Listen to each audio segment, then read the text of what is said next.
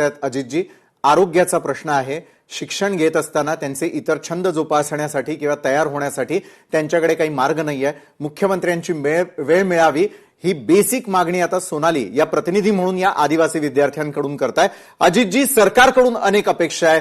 तुम्ही या सर्व प्रश्नांची उत्तरं देऊ शकता. बालाजी गाडे पाटील यांनी विचारलेल्या प्रश्नांची आणि वसंत पुरकेंच्या प्रश्नांची उत्तरं. अजितजी. विशालजी, त्या राहुल गांधींच्या बद्दल त्यांनी उल्लेख केला. राहुल गांधी इथं स्वतःचा राजकीय प्रचार करायला मुख्यमंत्री इथंच आहेत, महाराष्ट्रातच आहे. ते सातत्यानं संवाद साधत असतात. मुख्यमंत्र्यांचे प्रतिनिधी म्हणून आयुक्त, अपर आयुक्त हे सातत्यानं विद्यार्थ्यांशी बोलतायत. त्या ठिकाणी आदिवासी विकास मंत्री आणि बाकीचे इतर सगळे लोक आपल्याला उपलब्ध आहेत. सातत्यानं वेगवेगळ्या शिष्टमंडळांना ते भेटत असतात. सोनाली बाळ माझा संपर्क क्रमांक तिथं जे प्रतिनिधी आहेत त्यांच्याकडे इमिजिएट आपल्याला मिळेल. कुठलंही शिष्टमंडळ तुमचं मुंबईत आला आपण व्यक्तिगत माझ्याशी संपर्क करा. मी आदिवासी विकास मंत्र्यांच्याकडे ललितजी आहेत तिथे PS आणि स्वप्नीलजी आहेत. मी दोघांशी सुद्धा आपला संपर्क करून देईल, मंत्र्यांशी संपर्क करून देईल. मी व्यक्तिगत त्याची काळजी घेईल. मुद्दा असा आहे, या सगळ्या समस्या ज्या आपण मांडल्या या विषयामध्ये हे सातत्यानं आपण सरकारच्या माध्यमातून हे पैसे कसे वाढवता येतील, अधिक चांगली सुविधा कशी मिळेल याचा निश्चितपणे आपण विचार करत असतो.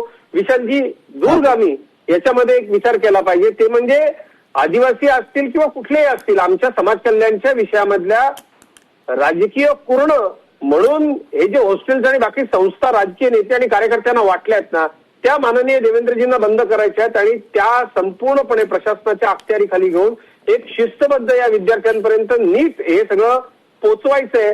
ही सगळी सिस्टीम चालू कोणी केली, ती सगळी एका दिवसात बदलता येणं शक्य नाहीये. आता बघा, आपण TRTI मार्फत इतकी उत्कृष्ट प्रणाली लावलेली आहे. माझे आदिवासी भगिनी, बंधू, विद्यार्थी या सगळ्याचं निश्चित कौतुक करतील.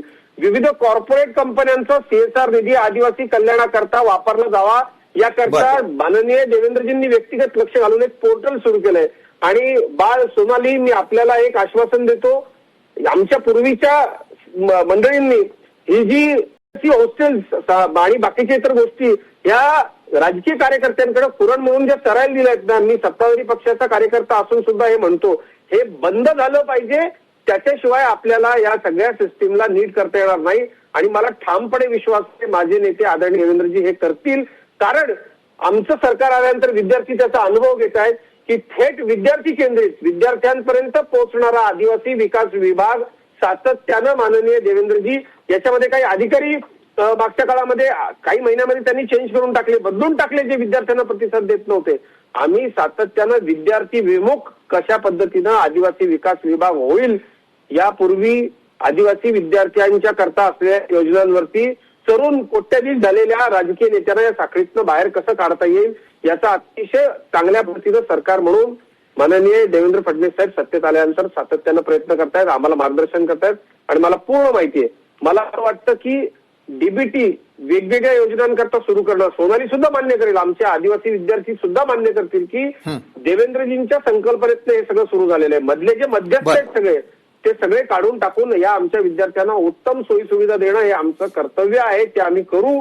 आणि या उपोषणानंतर या 13 मागण्यांच्या करता गांभीर्यानं विचार व्हावा. आधी तर माननीय मुख्यमंत्र्यांनी काय केलं तर हे सगळं स्थगित करून टाकलं. तुम्हाला नकोय ना विद्यार्थ्यांना, ठीक आहे, आपण ते थांबवूया. आणि त्याच्यामध्ये काय नेमकं दोन्ही बाजूचं ऐकून घेऊन सरकार विद्यार्थ्यांना जे हवंय तेच निश्चित करेल असा विश्वास मी आमच्या. बरं अजितजी, तुम्ही आश्वस्त करता या आदिवासी विद्यार्थ्यांना मुख्यमंत्र्यांची वेळ मिळवून देण्यासाठी तुम्ही प्रयत्न करणार आहात. तुमचे दोघांचेही क्रमांक एकमेकांशी शेअर करून आपण लवकरात लवकर यावरती तोडगा काढूयात. वसंतजी. लोकशाही मराठी ऐका, पहा, जागरूक रहा.